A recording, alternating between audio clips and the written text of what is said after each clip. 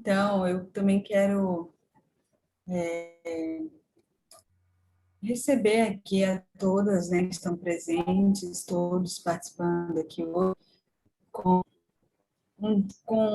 alegria, né, porque nós tivemos aí longos períodos, vamos colocar assim, uma aula que era para ser uma se tornou em três, e esse tempo que vocês têm dedicado aqui, é de que agrega, né, e eu agradeço a oportunidade, viu, pastora Rafaela, por esse momento, né? Eu quero já de antemão dizer que ficará disponível para vocês material, né? Eu ainda não tinha disponibilizado para realmente fazer isso agora, encerrando todo o conteúdo, né, todas as aulas. Então, hoje, a nossa aula vai ser um pouco mais objetiva, e isso é bom, né? Porque aí nós vamos concluir o conteúdo e pretendo fazer aqui talvez uma pequena intervenção com vocês, né? Para vocês terem a oportunidade de experimentar um pouquinho daquilo que a gente fala aqui, daquilo que a gente coloca também como uma intervenção, né? Uma possibilidade de intervenção. E aí, mesmo sendo mais objetivo, eu acredito que dá para a gente trazer aí para quem não acompanhou as aulas anteriores um pouquinho de que foi no final, né, um resumo e finalizarmos, tá bom? Mas eu agradeço já a paciência, né, e também a oportunidade, viu, Rafa? E a todos que estão aqui, todas participando. Amém, amém. Então vamos lá, essa é a terceira aula, né, dessa série, né, de transtornos emocionais, onde a Sara tem né, abrangendo aí 4 transtornos, né, de ansiedade. E vamos então à nossa aula de hoje. Eu vou compartilhar a tela com vocês, tá? E eu peço que vocês me digam aí se estiver aparecendo certinho, vocês me digam.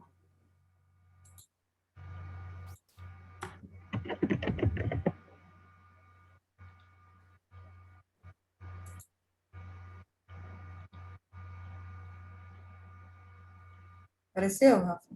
Sim, apareceu.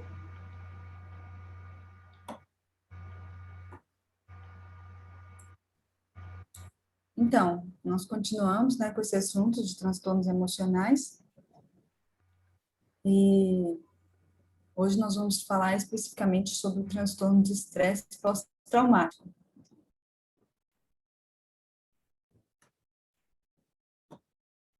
Eu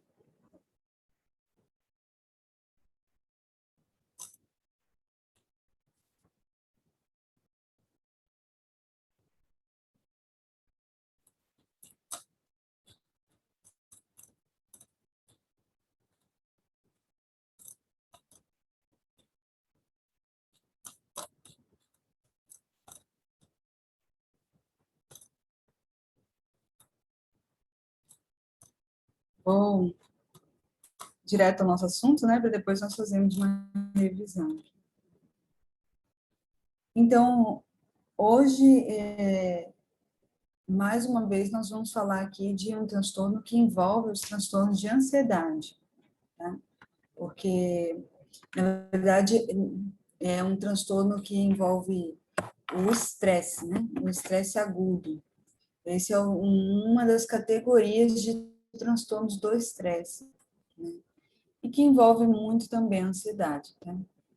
Então, essa categoria de transtorno, ela foi separada nessa nova categoria de transtornos do estresse, mas alguns anos atrás ela já fez parte dos transtornos de ansiedade. Mas atualmente no nosso manual, né, internacional de doenças mentais, né, o manual diagnóstico, né, agora existe uma categoria separada para esses tipos de transtornos, né? tem o transtorno de estresse agudo, e aí nós temos também o que é mais falado, que é o transtorno de estresse pós-traumático. E, dentro da possibilidade, né, de sintomatologias, ou seja, de expressão, né, dos sintomas, nós podemos aqui classificar dois grandes grupos, né, que seriam, na verdade, aqueles grupos de pessoas que se encaixam em um desenvolvimento do transtorno de estresse pós-traumático a partir de traumas específicos, únicos, né? Como, por exemplo, o acidente automobilístico, que alguém, às vezes, acaba, né, sofrendo, né? E outros tipos de transtornos que são, assim, mais fáceis de identificar por serem únicos, ou seja, a pessoa não tem ali um histórico de traumas. Ela teve aquele trauma único e foi a partir daquele trauma que ela desenvolveu o transtorno de estresse pós-traumático, né? Ou o outro grande grupo seria o grupo de pessoas que desenvolvem esse transtorno porque vivenciaram vários traumas, né? Traumas muitas vezes crônicos, múltiplos, recorrentes, porque eles, durante muito tempo, se repetiam, né? Eram frequentes.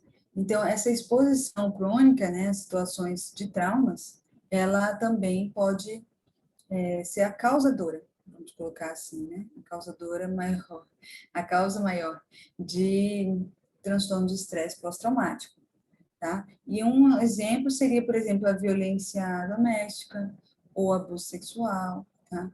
Esses tipos de situações que muitas vezes as pessoas estão envolvidas a longo prazo, acabam sofrendo a longo prazo. E, a partir disso, os sintomas são mais complexos, porque eles podem incluir estado dissociativo, né? Uma desregulação emocional muito profunda, né? Estratégias de coping desadaptativas quer dizer estratégias de enfrentamento, né? Para resolver esse problema, mas que muitas vezes causam mais problemas, mais dificuldades, mais sofrimento. Então, assim, esses dois grandes grupos são o que nós podemos classificar já de início, tá? Como um fator, né, importante.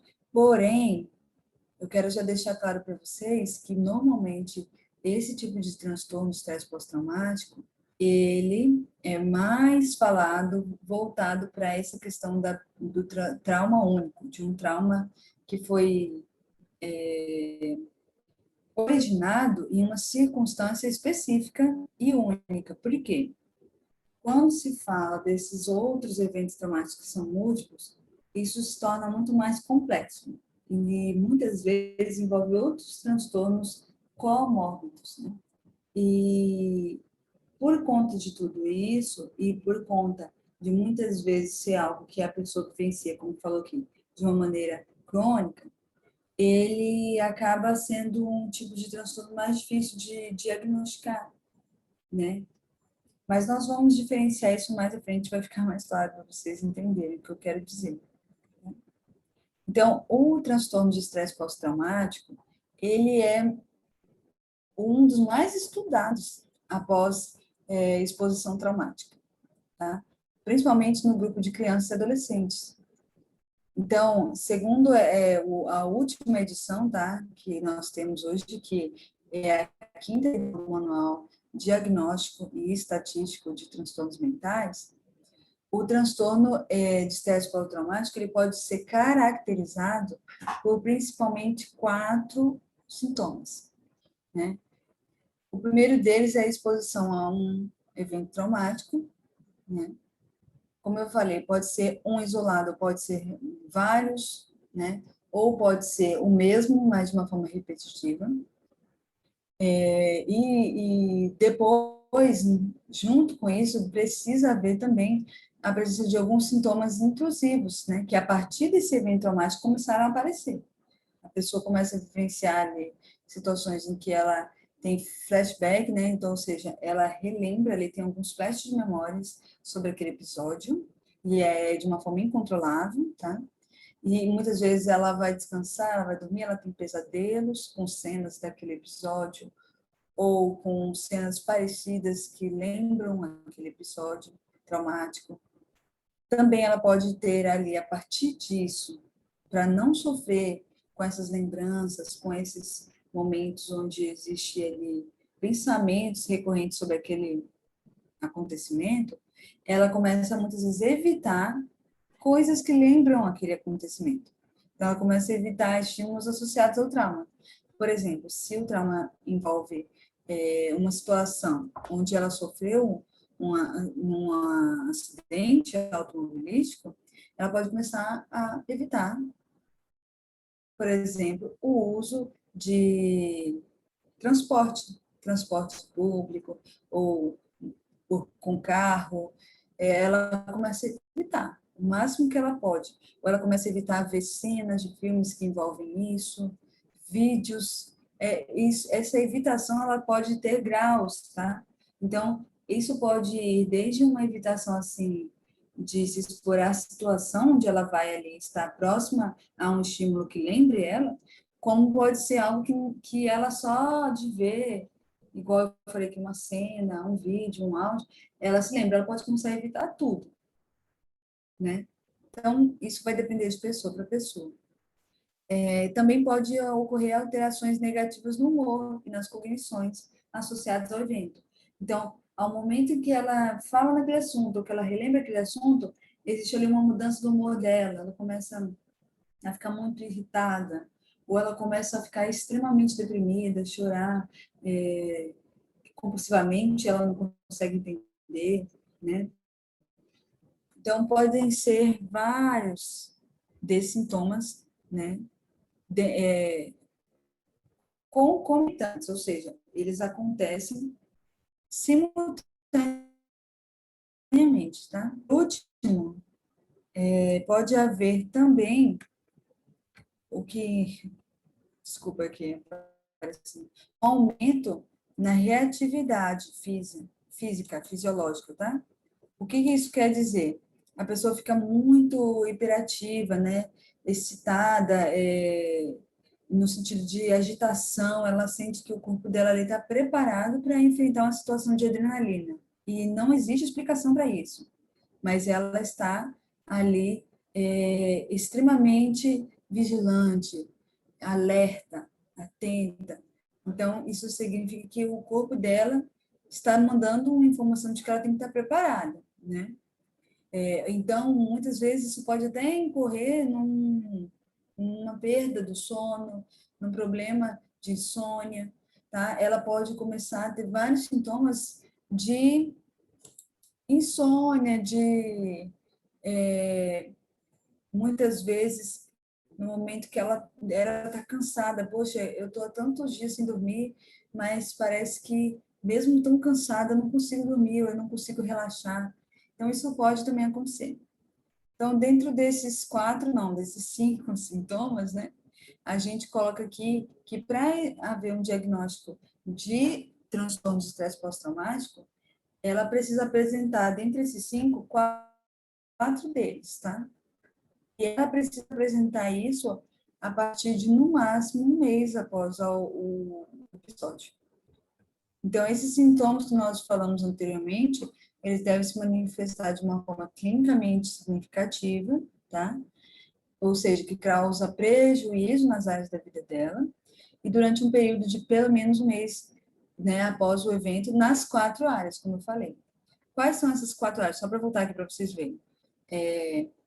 Presença de sintomas intrusivos, evitação, alterações negativas do humor, tá? E o último, que é essa questão do fisiológico, né? Ela vai ter ali uma alteração na, na hipervigilância, na excitabilidade do corpo dela. Então, nós podemos colocar aqui que seria o ponto aqui 2, 3, 4, 5, tá?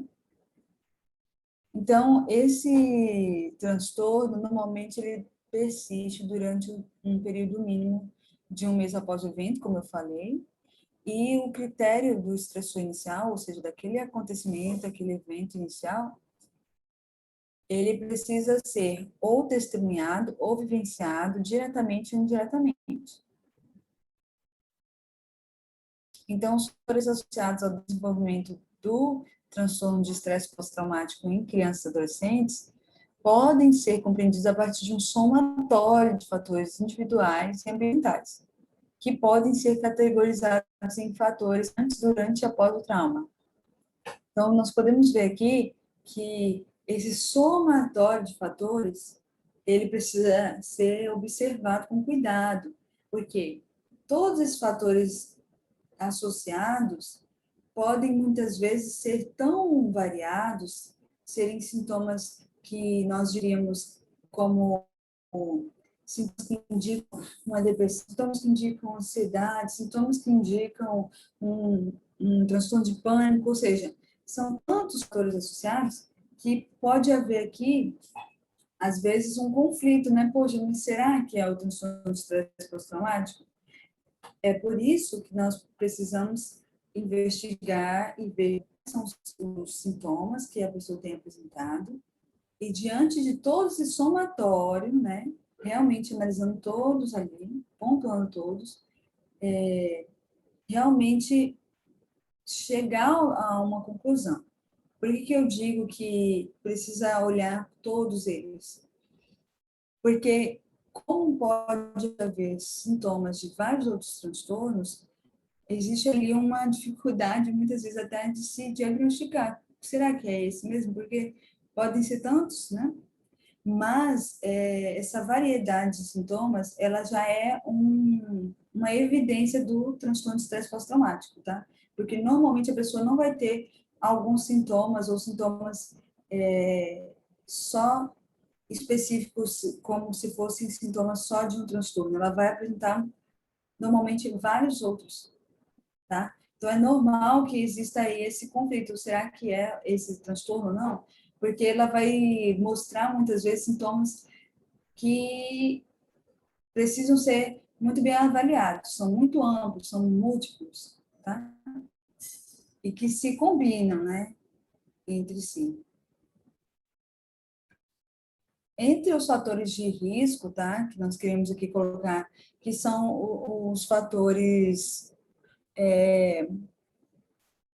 que são apresentados muitas vezes de moderado a alto, tá?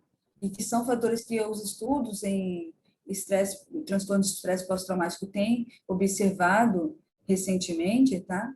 Nas pesquisas, em pesquisas de campo, eles pontuaram três principais, que são os fatores pré-traumáticos, né? O histórico de traumas prévios, né? O que a pessoa passou antes mesmo daquele momento em que ela procurou ajuda psicológica. Muitas vezes pode apresentar ali um fator de baixo, que problemas psicológicos individuais e parentais. Tudo isso são vistos como fatores pré-traumáticos, tá? Que podem ser identificados, né, na história de vida da pessoa e na história que ela mesma conta, relata, né, quando ela procura uma ajuda. Outros fatores são aqueles peritraumáticos, tá? Que podem ser a severidade do trauma, a percepção de ameaça à vida, ou seja, aqueles que acontecem durante o momento em que ela está, muitas vezes, sofrendo ali, horas depois do trauma, né? Como, por exemplo, essa questão dela perceber a ameaça da vida, ela percebe que a vida dela ficou em ameaça e ela continua pensando, minha vida, meu Deus, não vai ser a mesma coisa, eu estou correndo risco de perder a minha vida, a minha capacidade de leitura, a minha capacidade de raciocínio. Às vezes essa ameaça não é somente a vida, mas a saúde dela, a integridade física e emocional dela, tá? Então, a percepção que ela tem sobre tudo isso são esses fatores peritraumáticos. E os fatores pós-traumáticos são aqueles de suporte social. Então, são aqueles que são apresentados como, por exemplo, um baixo suporte social, né? um funcionamento familiar disfuncional, que muitas vezes não oferece para aquela pessoa uma confiança, uma base, um sustento, no caso das pessoas que perdem a capacidade de produzir, né, de trabalhar. Pode ser que tudo isso também aumente ali uma tendência ao isolamento, tá? E além de tudo isso, alguns fatores de processamento cognitivo, como a supressão de pensamentos intrusivos. Então, ela começa a ter aqueles pensamentos que vêm como um flash de memórias, né? E ela começa a bloquear esses pensamentos, porque como ela não quer sofrer, ela começa muitas vezes a bloquear, tentar não pensar naquilo, mas isso já é um sintoma, tá? Já é um fator de risco também, porque acaba aumentando o sofrimento dela. E tudo isso pode levar também, possivelmente, a um desenvolvimento de uma outra psicopatologia ou uma intensificação desses sintomas e de outros que acabam aí ocasionando nesse transtorno que nós estamos estudando, no transtorno de estresse pós-traumático. Então, as pesquisas que têm observado tudo isso, elas também acabam muitas vezes abordando assuntos atuais que envolvem a manifestação desse transtorno, né? Que envolvem não só a manifestação, a identificação, mas todo o processo de estudos, de intervenções e de possíveis grupos e ambientes onde esse transtorno pode também surgir, tá? Como, por exemplo, uma avaliação clínica e neurobiológica de crianças vítimas de eventos traumáticos. Essa avaliação, ela tem sido aprimorada, tem sido estudada, porque muitas vezes existe ali alguns fatores, além dos cognitivos, fatores neurobiológicos, né? E eles, muitas vezes, durante muitos anos, eram obscuros na ciência, não se conseguia entender realmente a origem de algumas manifestações, né? Como, por exemplo, nesse fator dos pensamentos, né? A pessoa poderia muitas vezes ter alguns flashes de memória e alguns outros momentos a longo prazo ela começar a ter uma perda, na verdade, da memória daquele trauma, né? Então, por que de tudo isso, né? A ciência tem procurado estudar isso também. Outra questão é a perícia psicológica de crianças com suspeita de abuso sexual. Isso tem sido estudado porque envolve também os transtornos de estresse pós-traumático, né? O abuso sexual em meninos, a transgeneracionalidade, né? Sexual em meninas, o impacto de eventos estressores no desempenho escolar, a adaptação transcultural de validação de instrumentos de avaliação, de exposição a eventos estressores, né? Os comportamentos sexuais infantis, a gravidade de sintomas pós-traumáticos, cognições pós-traumáticas e a eficácia para tratamento de transtornos de estresse pós-traumático. Tudo isso sido estudado, é um campo muito vasto, vocês podem ver. Muitas vezes envolvem assuntos de várias origens, de várias naturezas, né? Que não envolve só o fator mental, psicológico, mas envolve o financeiro, cultural. Então, vocês veem que até mesmo estudar sobre esse assunto se torna muitas vezes muito complexo, né? Quanto mais o tratamento, né? Como nós vamos ver. Porque é algo, como eu disse, muito complexo, muito amplo. Então, a avaliação, né, de qualquer um desses que nós vimos aqui, naquele slide que fala das 5 manifestações, né, e das 4 mais importantes, eles podem ser confusos, né? Como eu disse, porque ele pode também envolver um trauma que não é tão óbvio, né? Então, como eu falei, de um acidente automobilístico, mas também um tiroteio, como aqui é o exemplo, né, no meio do cinema.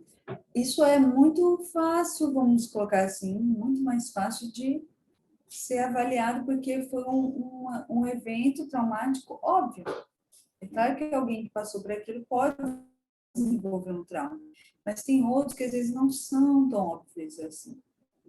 Então, por isso que essa avaliação às vezes se torna um pouquinho mais confusa. E também nós podemos dizer aqui que reunir também esses sintomas, que muitas vezes, por serem tão amplos, eles parecem não ter relação uns com os outros, né?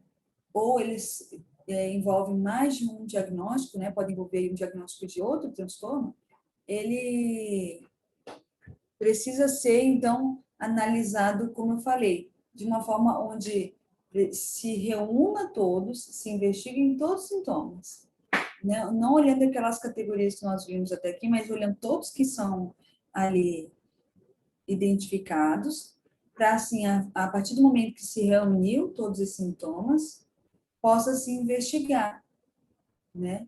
E aí, aos poucos, ir reduzindo toda essa confusão. Aqui fala uma confusão do paciente, mas não só do paciente, muitas vezes até mesmo do terapeuta que está investigando, porque de início, né, até mesmo o terapeuta pode pensar que é um outro tipo de transtorno, né? Até o momento em que vai se direcionando, vai estudando mais, se aprofundando, e se chega à conclusão de que foi realmente um estresse pós-traumático, tá? Então, todo esse diagnóstico, ele pode ajudar a partir do momento em que o tratamento eficaz desse transtorno, a reduzir de fazer ali isoladamente, né, no objetivo uso de medicamentos, né, um tratamento farmacológico muitas vezes isolado e, em outras palavras, eu diria, não desnecessário, mas um tratamento muitas vezes muito longo ou muito, como que eu posso explicar aqui para vocês? Muito longo, porque a pessoa começa a usar o medicamento por muito tempo, ou muitas vezes se automedicar, né? Quando a pessoa, muitas vezes, por estar tendo todos aqueles sintomas, como eu falei, por exemplo, o sono, a falta de sono, ela começa a tomar muito medicamento para dormir. Daí, por muitas vezes, tem um estresse, tem uma agitação, toma outros medicamentos. E assim ela vai, muitas vezes, tendo uma sobrecarga de medicamentos no seu corpo, e muitas vezes até caindo nessa questão de se automedicar, por conta de estar tendo todos os sintomas e não entender por quê, né? Ou muitas vezes não conseguir lidar, né? Então, terapeuticamente e na terapia cognitivo-comportamental, a gente procura ajudá-la a tratar as cognições, tratar o emocional para reduzir essa carga e sobrecarga de medicamentos. E aí, para sermos realmente bem objetivos hoje, eu trouxe de uma forma bem pautada na literatura do transtorno do manual de diagnóstico, né, o DSM, para nós vermos um estudo de caso, porque no estudo de caso fica mais claro, né, para a gente entender um pouco mais de tudo isso, tá? Aqui para nós vermos.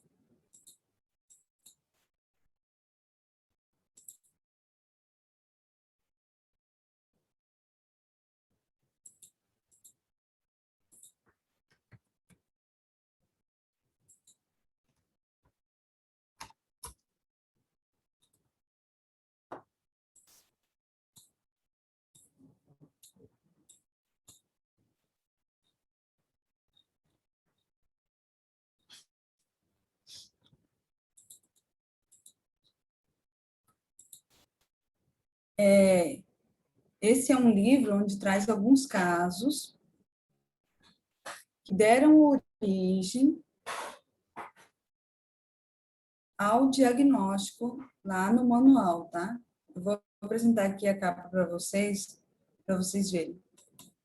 Então, é um livro muito confiável.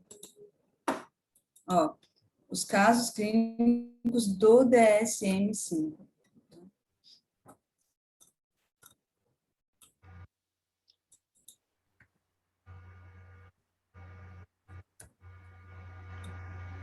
Então, eu vou ler aqui porque ele é bem objetivo, tá? É bem curtinho. Nadine era uma menina de 15 anos, cuja mãe a levou para uma avaliação psiquiátrica a fim de ajudá-la com a timidez que demonstrava há tempos. Embora Nadine inicialmente estivesse relutante em falar muito sobre si mesma, afirmou que se sentia constantemente tensa. Acrescentou que a ansiedade era muito forte há vários anos e que era frequentemente acompanhada por episódios de tontura e choro. De um modo geral, não conseguia falar em nenhuma situação fora de casa ou durante as aulas. Recusava-se a sair de casa sozinha por medo de ser forçada a interagir com alguém. Ficava particularmente ansiosa na companhia de outros adolescentes, mas também havia se tornado nervosa demais para falar com vizinhos adultos que ela conhecia há anos. Disse que achava impossível entrar em uma lanchonete e fazer um pedido a um estranho do outro lado do balcão, por medo de passar vexame. Também estava constantemente de prontidão, devido à necessidade de evitar a possibilidade de ser atacada, estratégia que realmente funcionava apenas quando estava sozinha em casa. Nadine tentou esconder sua ansiedade incapacitante dos pais, geralmente falando para eles que simplesmente não tinha vontade de sair. Sentindo-se aprisionada e incompetente, Nadine disse que contemplava o suicídio o tempo todo. Ela sempre havia sido tímida e alvo de gozações durante o recreio, desde que havia iniciado o jardim de infância. As gozações viraram bullying, manifesto quando ela chegou à oitava série. Durante 2 anos difíceis, diariamente, os pares de Nadine se voltavam para ela como uma alcateia de lobos rosnando, chamando-a de idiota, feia e louca. Não raro, um deles a olhava nos olhos e dizia que seria muito melhor se ela se matasse. Uma menina, a líder da turma, que havia sido sua amiga no primário, bateu nela uma vez, deixando-a com o olho roxo. Nadine não revidou. O evento foi testemunhado por um vizinho adulto que relatou à sua mãe. Quando a mãe perguntou sobre o incidente, ela negou, afirmando que havia caído na rua. No entanto, mencionou para a mãe, casualmente, que gostaria de trocar de colégio. Mas o modo como fez o comentário foi tão inusitado que, no momento, sua mãe achou desaconselhou simplesmente a mudança. Nadine continuou sofrendo, chorando até dormir na maioria das noites. Cheia de esperanças, Nadine foi transferida para uma escola de ensino médio especializada em artes. Embora o bullying estivesse parado, seus sintomas de ansiedade se agravaram. Ela se sentia ainda mais incapacitada de ir aos locais públicos e cada vez mais envergonhada de sua incapacidade de desenvolver o tipo de independência típica de uma menina de 15 anos. Ela afirmou que havia começado a passar fins de semana inteiros aprisionados em casa e tinha medo até mesmo de ir à praça local. Para ler sozinha. Tinha pesadelos todas as noites com perpetradores do bullying de sua antiga escola. Sua preocupação com o suicídio aumentou. Seus pais pensavam que ela naturalmente deixaria de ser tímida com a idade, buscando auxílio psiquiátrico somente depois de um professor perceber que sua ansiedade e seu isolamento social estavam impedindo de participar das atividades extracurriculares e obter notas necessárias para que fosse aceita em uma boa universidade. Nadine descreveu sua mãe como uma pessoa que fala alto, excitável, agressiva e um pouco assustadora. Seu pai era um advogado tributarista bem-sucedido que passava muito tempo no trabalho.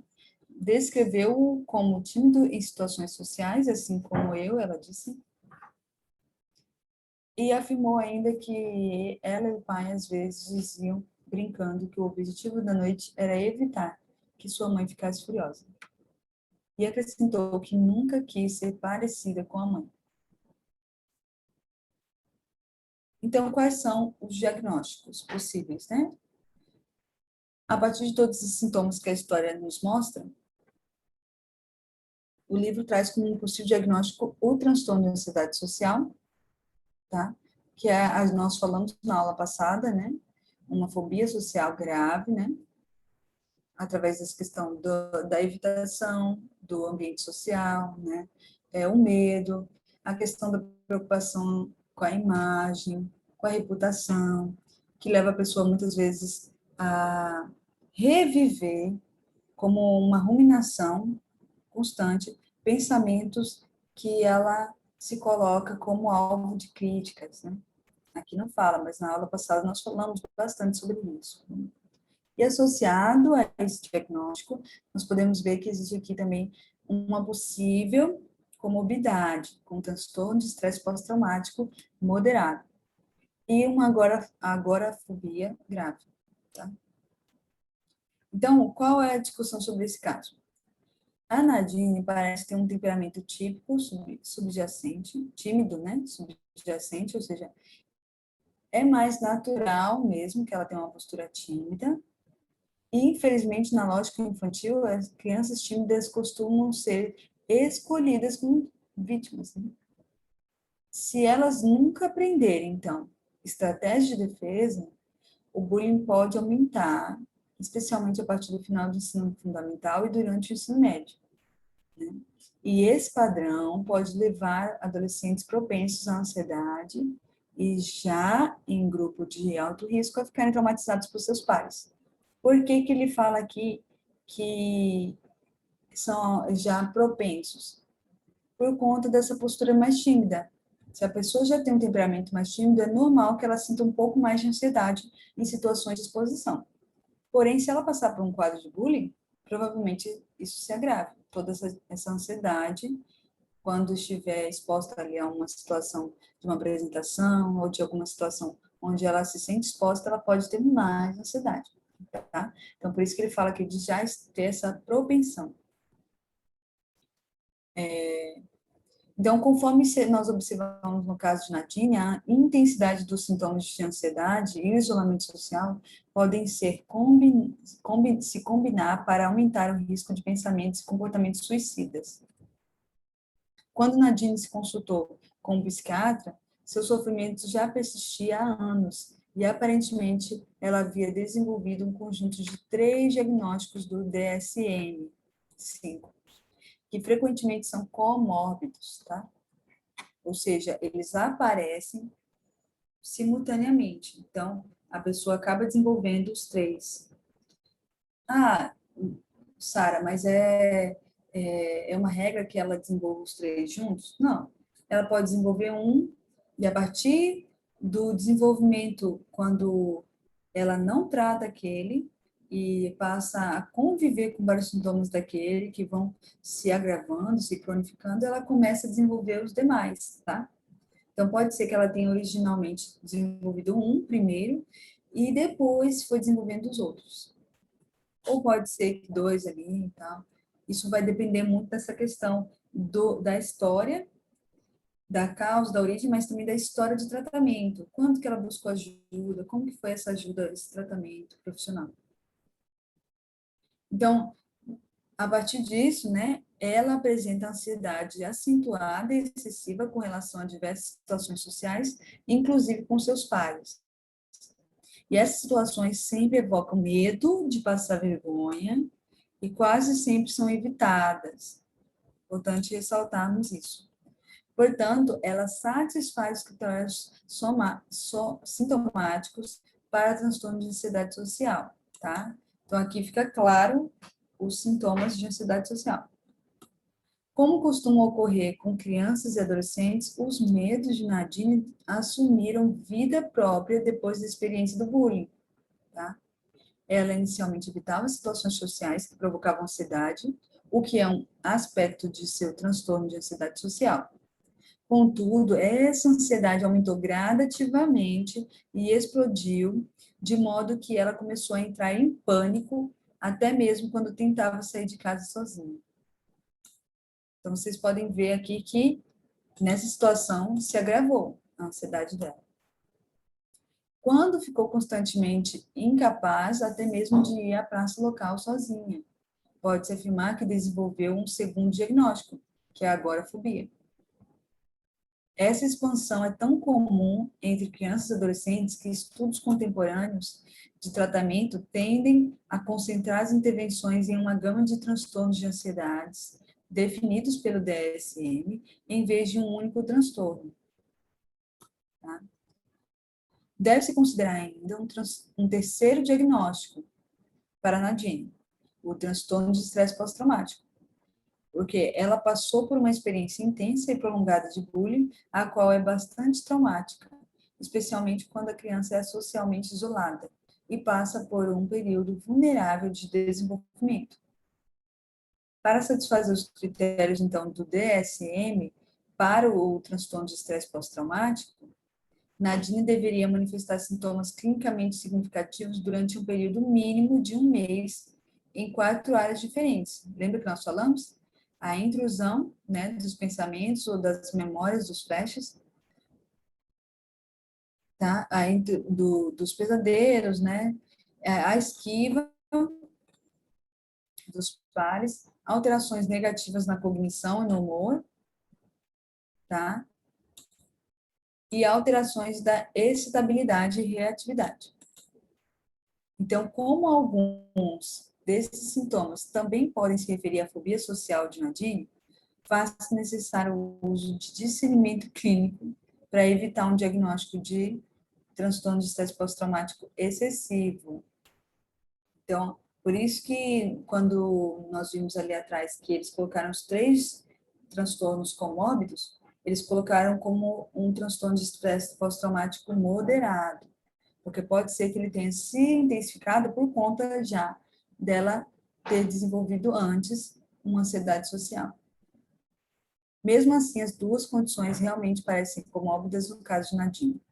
Então, é importante explorar também a possibilidade de que esses sintomas de ansiedade possam ser atribuíveis a uma condição médica não psiquiátrica ou o uso de medicamentos ou substâncias. Mas nenhuma dessas possibilidades parece estar envolvidas no caso de Nadine, porque ela não conta que ela teve qualquer envolvimento com substâncias, né, tóxicas, substâncias aí como drogas ou qualquer outra, e muito menos de medicamentos.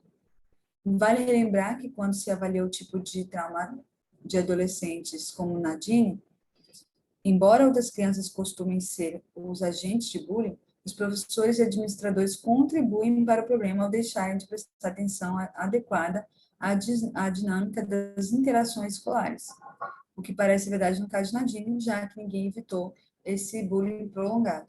Além disso, seus pais parecem ignorar sua situação desesperadora ao ficarem preocupados com sua admissão na faculdade, né? Ou seja, eles ficam preocupados só a partir do momento em que ela tem ali a possibilidade de entrar ou não na faculdade. Vale também reconhecer que a mãe de Nadine é uma mulher de temperamento explosivo e o comportamento esparafatoso a quem Nadine tem evitado incomodar, né, desde o início da infância, ele pode ali ser também observado como um fator, né, importante, tá? Não é determinante, eu quero já abrir aqui, mas é um fator que precisa ser observado, tá? Esse relacionamento frágil entre mãe e filha provavelmente desempenhou um papel importante na formação da timidez de Nadine. O medo das explosões da mãe, por exemplo, pode ter contribuído para a sensação persistente de que ela não estava em segurança e pode tê-la impedido de desenvolver as estratégias que precisava para conseguir se impor. Aqui, nós podemos colocar como aquela questão de treinamento da defesa, porque normalmente uma adolescente nessa situação, ela não sabe se defender, tá? Ela não desenvolveu essa defesa. Ela não se acostumou a colocar ali a sua vontade, a se impor, né? A colocar limites. Ela sempre volta para uma postura mais passiva, onde ela se recua, tá? Então, no decorrer da avaliação psiquiátrica, talvez faça sentido falar com Nadine sobre a possibilidade que o insucesso em se defender do bullying esteja relacionado com seu desejo intenso de não ser nem um pouco como sua mãe. Então, nós vamos resumir aqui, né? Esse caso, essa história toda, é para nos mostrar um pouquinho de como que esse transtorno pode se manifestar.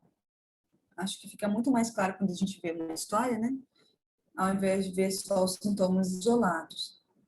Vocês podem ver ali, então, como que pode realmente aparecer o mesmo transtorno que nós estamos falando aqui, o transtorno de estresse pós-traumático, associado a outros transtornos, né? Que é muito comum, como a literatura, as pesquisas têm mostrado também. Então, resumidamente, pessoal, nós falamos sobre esse transtorno, mas nós queremos aqui fazer uma breve revisão da aula, tá? Vamos rever rapidinho para nós fazermos aqui uma intervenção com vocês. Se alguém tiver alguma pergunta,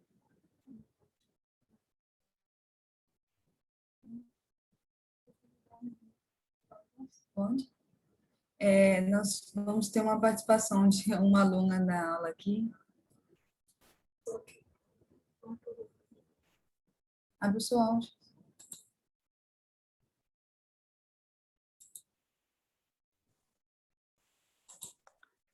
Oi, tá me ouvindo? Vamos. Alto e claro. Alto e claro. Então, eu não combinei com a Sara. Eu pergunto aqui, eu não sei se está dando interferência no áudio. Tá ou não?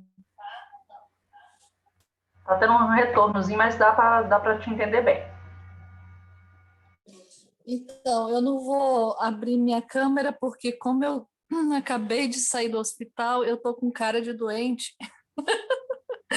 E eu prefiro que essa imagem fique assim, menos ruim. Então, eu quero fazer uma pergunta para a Sara, porque, inclusive, pastora Rafaela, eu senti a necessidade de trazer para assim, para perto, né? Para eu acho o estudo de caso top, mas no caso eu quero dar o exemplo e assim expor um pouco o que aconteceu, porque eu fiquei, deixa eu ver aqui, 7 dias no hospital com Covid, né? Me recuperando do ataque do Covid. Graças a Deus, vencemos ele, né? Mas o que aconteceu comigo foi o seguinte, quando o médico falou assim, você vai ter alta, vocês podem ir para casa, tá tudo bem, eu comecei a chorar, me desabei, assim, me deu um estresse terrível. Eu queria saber da Sara se ela acompanhou, né, assim, um pouco, que ela não estava lá, mas se pode ser considerado um pós-traumático, né? Como é que você estava? Um estresse pós-traumático, porque, assim, eu estava muito ansiosa para o médico falar, tá de alta, vai para casa. Ok, eu fiquei feliz por isso.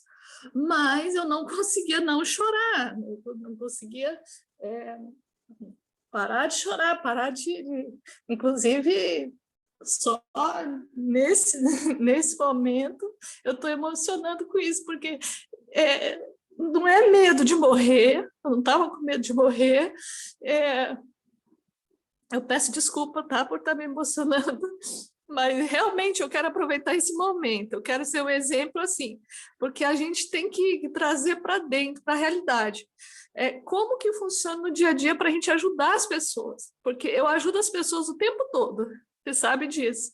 Eu estou o tempo todo orando com as pessoas, ajudando as pessoas e fortalecendo as pessoas. Aí, quando chega a sua hora, quando você está na situação, está lá dentro do furacão, né? Porque o meu pulmão estava 40% comprometido, e eu ali cuidando de Ayrton, que também estava com muita dificuldade de respirar. A gente, eu falava para ele assim, olhava para ele e falava assim, um moribundo cuidando do outro, lá no hospital, né?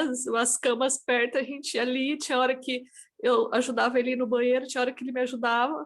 Então, assim, foram momentos muito difíceis, foram 7, 8 dias que parece que foi 15 dias, 20 dias, mas foi um mês, parecia que não passava mais. Então, assim, e a gente lutando ali para poder vencer. E quando o médico falou, vai para casa, eu não parava de chorar, não conseguia parar de chorar. Eu vim de casa, lá da cidade aqui chorando, inclusive a gente chegou agora, eu separei as medicações, né? Tem 2 horas que a gente chegou em casa. Então, assim, eu estou vivendo na pele essa coisa do pós-traumático, da doença, entende? Então, a gente passa por isso, porque eu sempre falo assim, pastora Rafaela, o discurso é muito lindo, mas na hora que a gente está na prática, está ali dentro da situação, é muito, muito complicado. É muito complicado. Eu não imaginava nunca viver isso, passar por essa situação.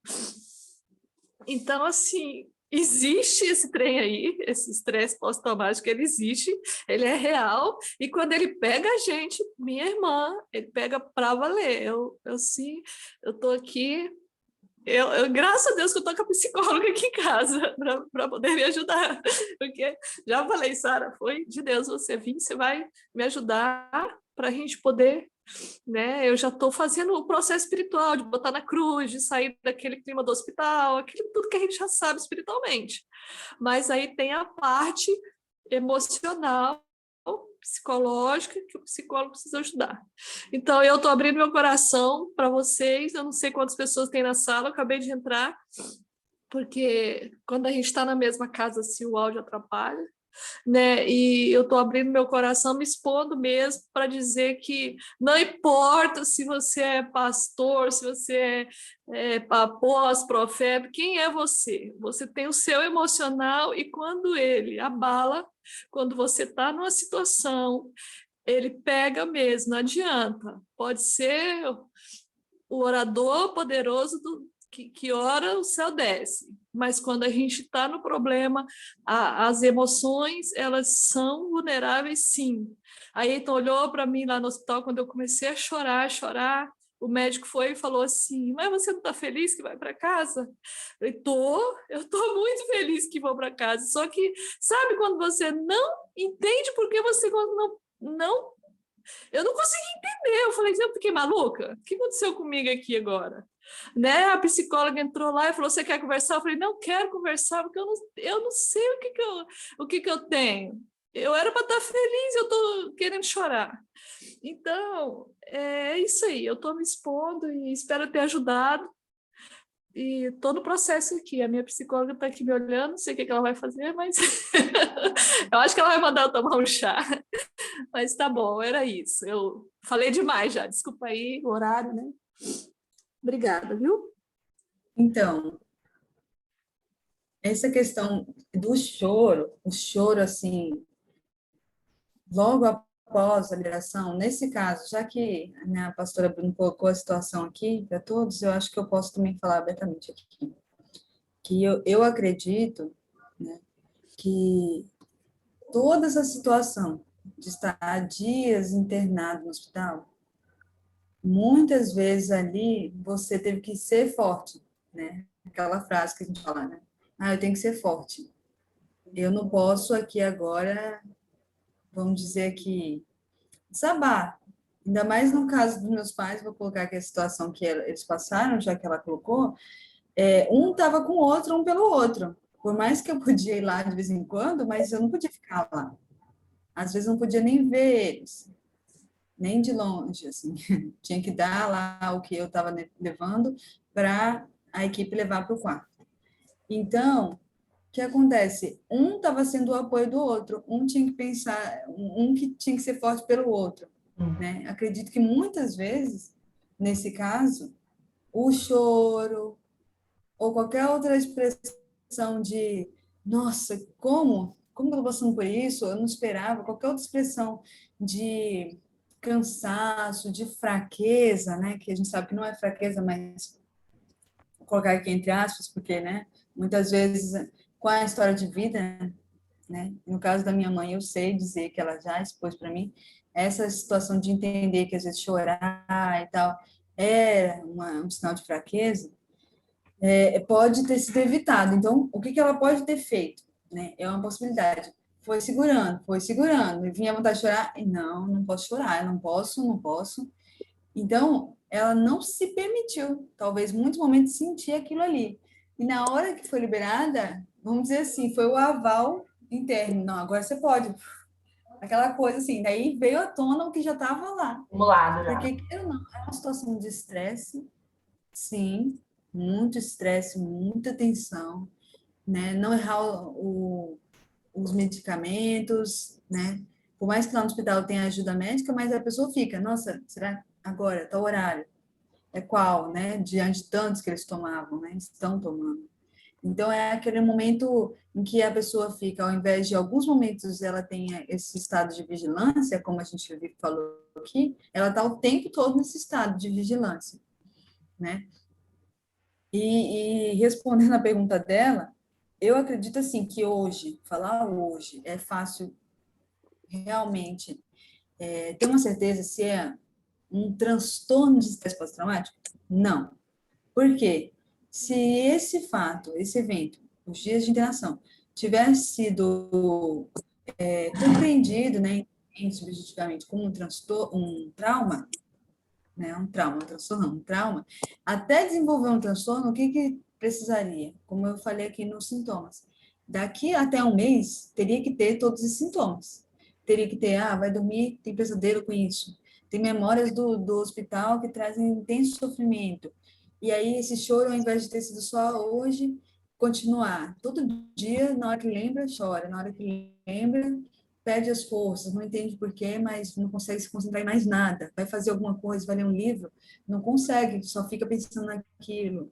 Uhum. Ou também, como o sinal aqui de sintomas, né, de intrusivos, além dos pesadelos, a pessoa começar, através da situação que ela viveu, evitar todas e qualquer situações que envolvem aquele ambiente. Então, vamos colocar aqui um exemplo, né, que eu espero que não aconteça, Deus me livre, Deus o livre, né, como disse uma amiga minha, mas vamos colocar aqui, se eu ficasse na mesma situação e minha mãe tivesse, depois de recuperada 100%, me acompanhar, aí ela entrasse em sofrimento novamente e começasse a não ter força alguma para me acompanhar, evitar o hospital.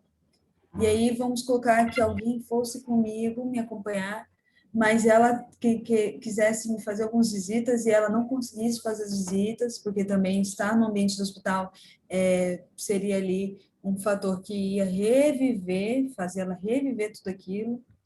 Ou seja, vocês percebem? Tem que começar a acontecer várias coisas, né? E todas elas concomitantemente, então todas elas têm que acontecer no prazo de talvez um mês e meio, para aí se chegar nossa, uma possível situação de desenvolver ali um trauma, um transtorno associado ao trauma. Né? Por que que eu falo isso, gente? Porque, como eu falei na primeira aula, né, que nós íamos falar dos transtornos, tem muitas situações de estresse que a gente passa. Essa situação de estresse que a pastora Bruna passou foi intensa. Mas pode ser que o estresse dela hoje seja maior porque ela está saindo hoje do hospital. Pode ser que com o passar dos dias, esse estresse diminua gradativamente ao ponto dela não sofrer mais nada com isso. Então, porque que muitas pessoas passam por situações tão intensas e não desenvolvem o trauma? Porque a ciência fala mais ou menos de 13 a 15% somente das pessoas que passam por um trauma é que vão desenvolver o transtorno de estresse pós-traumático.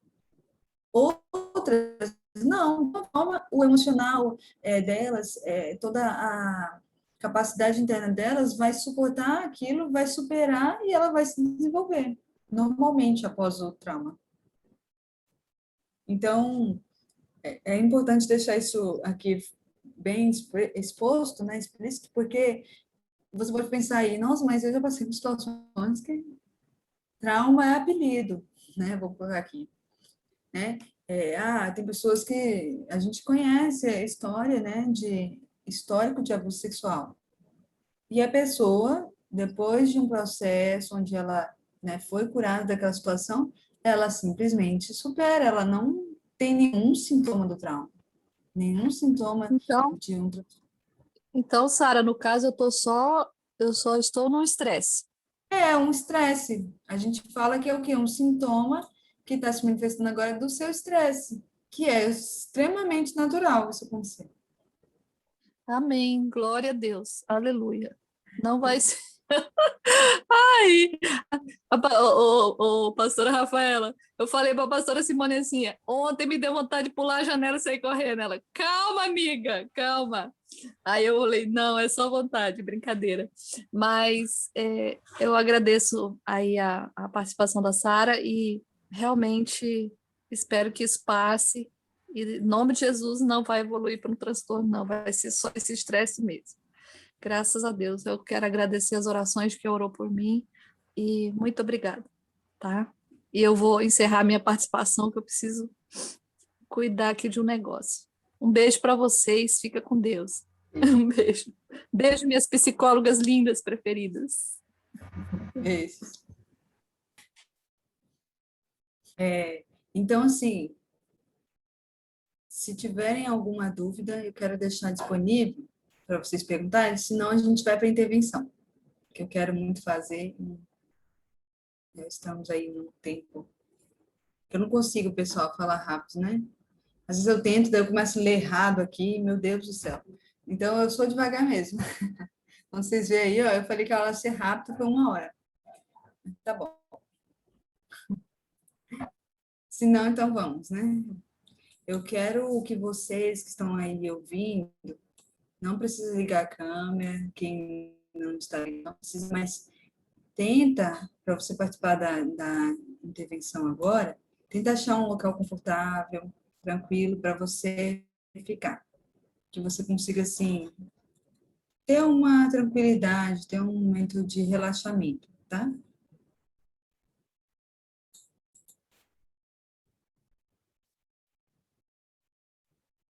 Nós vamos fazer agora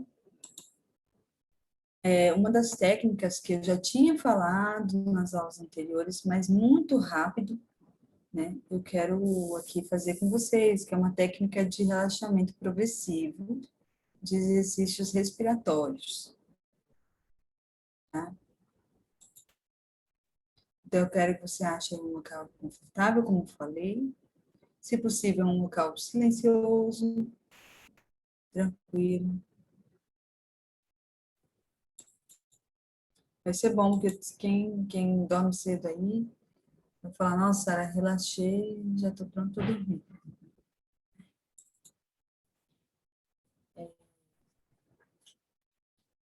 Então, eu quero agora que vocês, a partir desse momento, achem uma posição que você se sinta confortável, tá? Pode ser sentada, pode ser da maneira que você se sentir bem, confortável, tá? E assim eu quero que você coloque uma das suas mãos sobre o seu abdômen. E a outra mão você vai colocar em cima do seu tórax. Então, você vai colocar uma mão próxima à outra, porém, um pouquinho afastadas, assim. Uma no tórax, outra no abdômen. E assim eu quero que você comece a inspirar lenta e profundamente pelo nariz.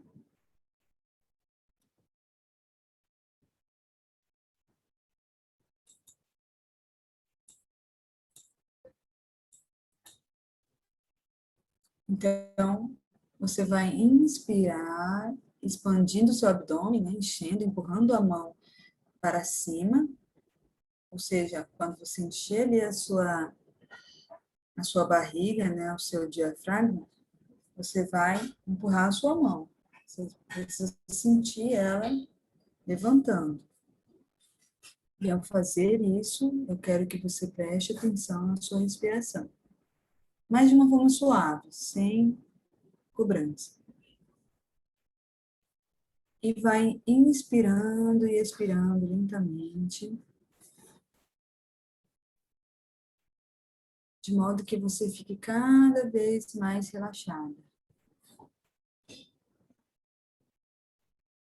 Continua sentindo a sua respiração, sentindo as suas mãos.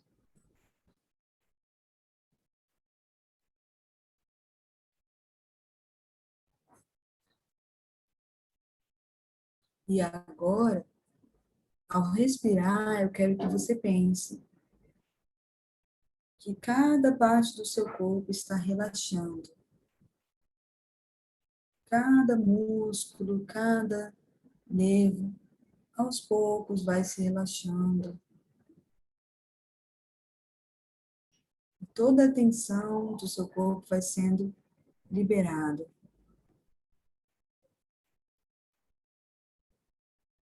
Assim você continua respirando, inspirando e expirando. Lenta e profundamente. Sem cobrança. Prestando atenção somente no seu corpo, em você mesmo, na sua respiração. Agora, eu quero que você pense aí no seu corpo e veja se há alguma tensão ainda em algum local. Se por acaso você ainda sente que algum órgão, ou melhor, algum membro, algum músculo do seu corpo está tenso, tente soltar novamente, relaxar essa parte e aos poucos liberar toda essa tensão.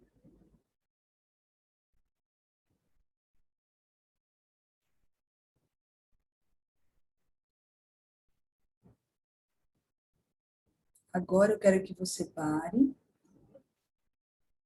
e compare o seu nível de relaxamento antes do exercício e agora. Como você se sente?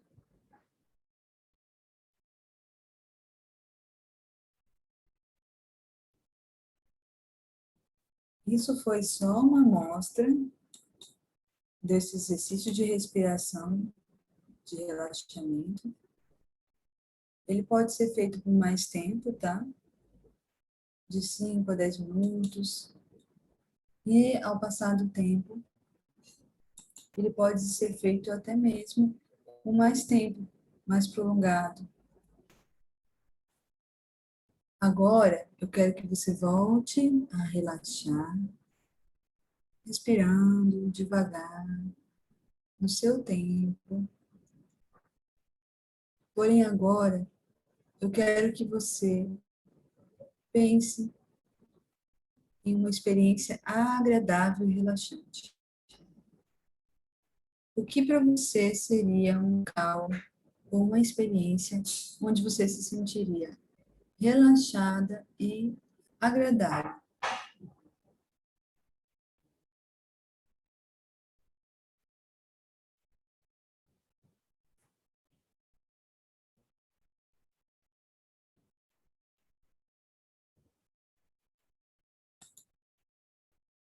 Quero que você gradativamente feche os seus olhos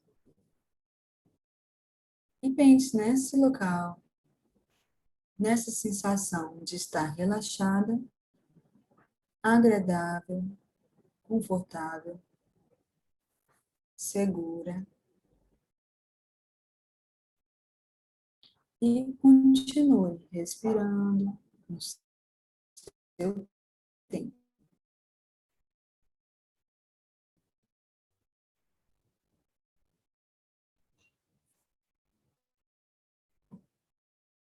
assim durante 5 minutos.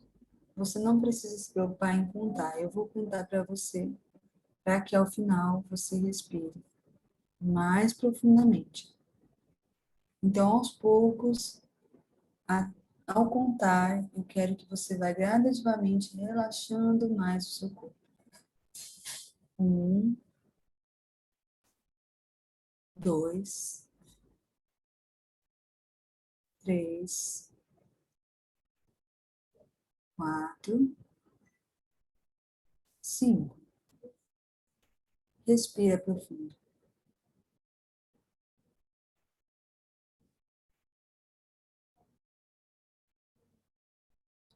Continue visualizando você naquela cena onde você se sente confortável, relaxada e tranquila.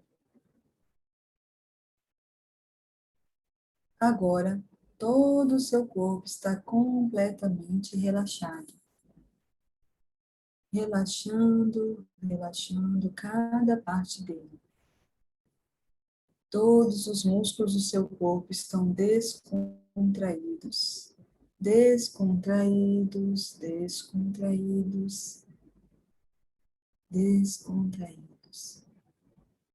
E assim você continua respirando calmamente, calmamente, até se sentir calma e tranquila o suficiente. Dê uma última respirada profunda e pode abrir os olhos.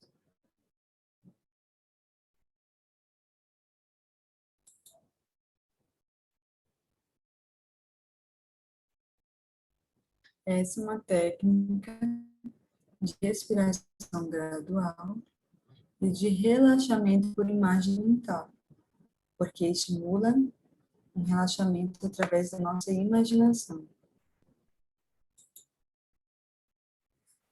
Gostaram? Achei que eu não ia conseguir voltar. Quem mais? Alguém tá aí? Eu já vou pegar o embalo.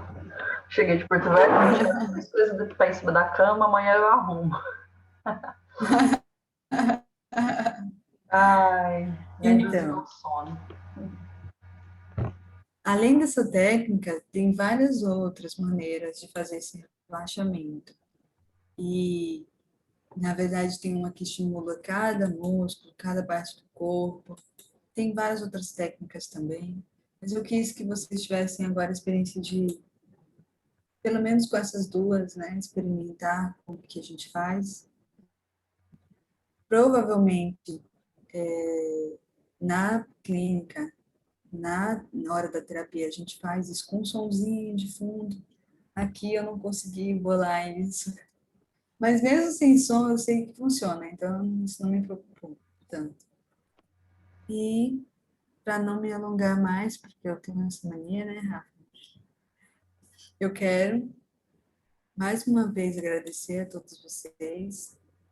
Quero dar uma revisada aqui, dizer para vocês que nós aqui finalizamos uma terceira aula, né, sobre os transtornos, mas nós não falamos somente sobre os transtornos, nós falamos sobre o perfil cognitivo das pessoas, o que se entende como perfil cognitivo, a partir da visão da terapia cognitiva comportamental, o papel das cognições na TCC, né? Também um modelo linear e modal, que é um modelo de compreensão sobre todo esse funcionamento, a tríade cognitiva, que é um conceito básico, essencial, sobre a nossa visão, a visão sobre que nós temos sobre nós mesmos, sobre os outros e sobre o nosso futuro. Essa é a tríade cognitiva. E nós, a partir dessa pequena introdução que abordamos, dos conceitos básicos do TCC, ingressamos aí nas aulas nos transtornos de ansiedade generalizada, preocupação excessiva, ansiedade social ou fobia social e transtorno de estresse pós-traumático, hoje.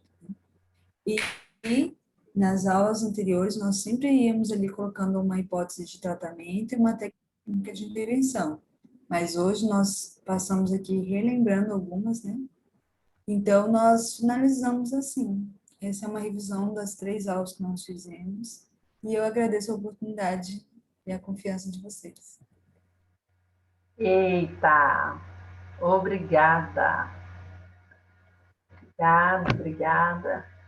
Queridos, alguém tem alguma pergunta, alguma colocação, algum agradecimento, algo que queira falar? A Sara, né? Ela dedicou aqui 3 momentos, né, preciosos para nos ensinar, nos instruir. Quem não assistiu a primeira e a segunda aula, está disponível no YouTube, não perde. Agora mesmo já vai lá, pega o link, deixa aí para você assistir mais tarde, amanhã, essa semana ainda, você vai ver. Né? A primeira aula ela falou sobre essa questão realmente da TCC, né? E amplia muito a nossa visão, né? Como ela disse, não é só a questão de falar do problema, né? Falar do problema a gente vai achar muita coisa por aí, mas ela trouxe essa clareza, né? Da percepção, né? Nós gostamos muito da terapia cognitivo-comportamental, nós achamos ela muito, eu acho ela muito bíblica, por trabalhar a questão dos pensamentos, né? Eu sempre lembro de Filipenses 4:8, tudo que é bom, tudo que é puro, tudo que é amável, tudo que é louvor, que seja isso que ocupe o vosso pensamento. Eu creio muito nisso, né? Não foi a minha abordagem na faculdade, porque nós não tivemos essa abordagem ensinada na faculdade especificamente, né? Mas depois que eu me formei e conheci, eu falei, cara, é isso aqui que eu acredito. É dessa forma aqui que as coisas vão funcionar.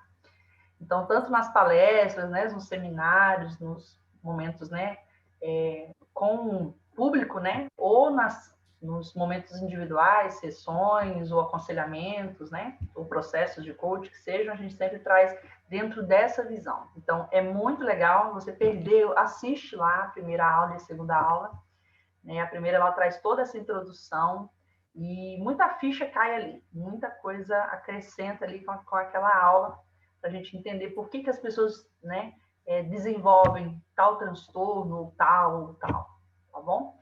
Pastora Rosa, quer falar? À vontade. Cadê? Liga o seu áudiozinho aí. Rafa, depois que a pastora Rose falar, eu vou responder a pergunta da Sara, tá bom? Ah, tá. Você sabe fazer uma pergunta aqui, verdade? Pronto. Pastora Rafa, eu quero perguntar para a Sara, eu não sei se ela é pastora também, né? Mas Profeta. doutora Sara, como é que eu devo chamar? Eu peguei um pedacinho do testemunho da Brunella, do compartilhamento da Brunella, e eu achei bem interessante, porque eu tenho uma dúvida. Eu vi que ela, após passar por uma situação bem complicada, bem difícil, ela, de alguma forma, achou uma maneira de extravasar, que foi o choro, né? E eu pergunto o seguinte, isso é bom? Por que eu pergunto, Sara? Eu sou exatamente o contrário. Eu posso passar pelas situações mais difíceis do mundo e eu não consigo canalizar, entendeu? Essa dor através do choro. Eu me calo tipo assim, vida que segue, vamos para frente. E eu gostaria muito de, sabe, de chorar. E eu não consigo chorar, né? Eu passei agora recentemente por um período bem turbulento, mas muito turbulento, que acabou com um acidente, né? Me envolvi num acidente de tão desarvorada que eu estava mesmo. E assim, a única coisa que eu fazia era assim, eu olhava, eu dizia, não acredito nisso. Sabe? Por mais que eu tivesse com dor, por mais que eu tivesse com raiva, eu não conseguia chorar. Bom, assim, isso é bom, isso é ruim. Como que é isso, Sara? Não sei se eu fui clara. Sim, eu acredito que, pelo que você falou, foi uma situação de muito estresse. Foi isso? Você queria chorar. Porque eu vejo que algumas pessoas, Sara, elas choram e isso é como se fosse uma catarse, né? Após o choro, muitas se sentem bem, né? E eu não Aliviar. tenho, né? Eu não tenho essa fuga, eu não tenho, eu não sei o que acontece, eu não sei como é que eu não sei como é que se diz, eu não sei como é que eu lido com isso mentalmente, sabe? E eu gostaria de saber, porque eu gostaria muito de chorar, e eu não choro, entende? Eu não consigo chorar. Não sei se isso é bom ou se é ruim, não sei como é que é isso. Então, é porque eu te pergunto assim, se você quer chorar, por quê? Essa questão de expressar o estresse ou de uma forma ou outra, extravasar o estresse, ele pode ser de N maneiras. É muito ampla a forma que o ser humano pode ter de fazer isso. Então, é complicado a gente colocar assim, como uma regra, que para você extravasar o estresse, você tem que chorar. Por exemplo, eu choro, eu sou muito chorona. A minha mãe, tá longe, eu sou muito mais que ela, eu choro. Mas se você falar para mim assim que eu tenho que fazer outras coisas, como já vi algumas pessoas que elas extravasam de uma forma um pouco mais agressiva, né? Eu não consigo. Você pode falar, pode, eu já vi até uns treinamentos que eles mandam a gente fazer algumas coisas assim, joga tal coisa, faz tal coisa, extravasa assim. Eu não consigo. Então, por isso que eu te falo que, na verdade, a forma de você extravasar o estresse tem muito mais a ver com a sua personalidade e com a sua emoção base. Porque tem gente que a emoção base dela é outra. Então, por exemplo, nesse caso das pessoas que extravasam de outras formas mais agressivas, dizem que é porque a emoção base dela pode ser a raiva. Porque, pasme, mas tem gente que a emoção básica dela, ela só tem movimento, ela só tem iniciativa por causa de uma emoção básica que é a raiva. Então, ela sente raiva do estado atual dela, então, por isso ela vai e toma decisões, ela age. Mas isso vai depender muito da personalidade, de toda essa construção interna. E Tá certo. também pode ter algumas coisas envolvendo uma história de vida. Porque eu te digo que aquilo que eu comentei dela, que ela mesmo já expôs em algumas outras situações, de não poder chorar, no nível da história dela, foi um nível assim, que a gente pode colocar como moderado. Mas se a história de vida que você tem te proibiu de chorar, e de certa forma você, como que diz, você não tinha realmente nenhuma chance, ou você não tinha nenhum exemplo disso, de alguma forma aquele ambiente não permitia, te bloqueou nisso, isso também pode influenciar. Pode, né? Não sei. Estou aqui colocando a possibilidade. Então, Certo. assim, são N fatores, sabe? Ou às vezes você realmente é mais resistente ao estresse. Tem pessoas que elas são extremamente resistentes ao estresse. Ele tem que ser muito, mas muito elevado para ela ter uma reação assim física. Tem gente que às vezes a reação dela não vai ser chorar, ela vai sentir uma tensão, né, no corpo, ou ela vai sentir um sono, um cansaço. Tem gente que ela alivia o estresse de outras formas, como eu falei aqui. Ela vai dormir, às vezes ela vai dormir tantas horas, ela vai dormir muito mais. Então, assim, por isso que eu te digo que é complicado falar assim que, porque você não chora, tem alguma coisa. Muito bom. Não posso dizer isso. Então, eu te digo assim, que você não coloca uma regra para você, que às vezes você já está sofrendo pensando, meu Deus, eu tenho que chorar, eu não consigo chorar. Mas às vezes Que é tem que tão comum, né, identificar as pessoas isso. falarem, eu tô ansioso, eu choro, ou eu briguei, tudo eu choro, né? Tipo assim, é como se fosse mais comum, né? Um padrão, né? Bem legal isso aí. Eu vou me expor aqui nessa situação do choro, porque, sinceramente, eu já sou aquele nível de pessoa que eu gostaria de chorar menos, porque eu choro, e eu choro com muita facilidade. Tem hora que eu falo, mas por que eu tô chorando? E sai o choro assim. Eu falo, gente do céu, parece uma criança esperando, mas não é. É porque não. Eu tenho algumas ovelhas que, gente do céu, tem hora que eu fico olhando e falo assim, misericórdia, tem um rio dentro da pessoa que chora tudo, chora até pelos outros, sabe? E aí eu fico assim, gente, eu devo ter alguma coisa errada comigo, porque Meu Deus, eu não consigo chorar. Olha, para cair uma lágrima aqui, acho que eu só chorei nos partos dos meus filhos. E foi o momento mais emocionante da minha vida. Acho que foi só aí. Nem em casamento eu chorei. Se toda noiva chora, eu não chorei. A quebrar os tijolos ajuda. Às vezes o perfil é diferente, né? É bem diferente. Legal. Obrigada pela resposta. Amém. Olá, gente, boa noite. Boa noite. Me chamo Denildes. Estou participando da aula aqui através da minha colega, a Carol Neves, que ela me apresentou o link. Uma mulher de muita... Eu não sou evangélica, mas eu sou crente em Deus. E acho que, independente de qualquer coisa, acho que tendo fé em Deus é o bastante, principalmente em momentos como esse. Mas eu digo isso porque eu também escuto muito a Carol, eu escuto as palavras dela, e ela é uma mulher de muita fé, uma mulher de Deus, né? E aí eu gostei da aula, agora colocando essa questão das emoções, acredito também que a nossa amiga aí, a Rose, eu acho que vai muito da questão do estado de espírito da gente. É como a própria a doutora Sara aí e a professora Rafa, né? Acho que a questão vem muito dessa questão, apesar de ser formado na área social, hein? Quem manda nesse negócio aí mais da questão do humor é vocês. Mas eu sou formado na área social. Mas eu acho que também tem muito a ver assim, essa questão da gente, vai de pessoa por pessoa, né, professora? Expressar os seus sentimentos, né, o que você está sentindo naquele momento. E se dá com várias situações. Eu, em particular, se eu fosse contar aqui um pouco da minha história, acho que até o burro chorava, não era nem o carroceiro, porque eu tenho 36 anos, já tive vivências, horrores, assim.